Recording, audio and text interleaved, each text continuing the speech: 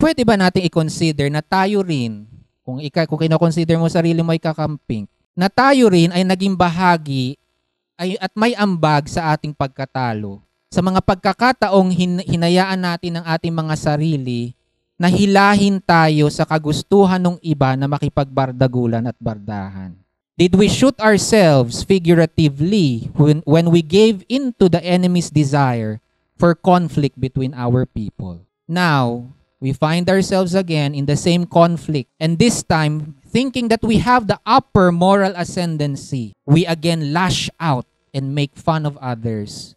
Now is the time to step back, pause, reflect. If the way we are behaving expresses ang radikal na pagmamahal, not only of Nanay Lenny, but of Jesus of Nazareth. After all, yung pakiusap nilang radikal na pagmamahal ay walang kulay o politika. It applies to all, anuman ang political affiliation mo.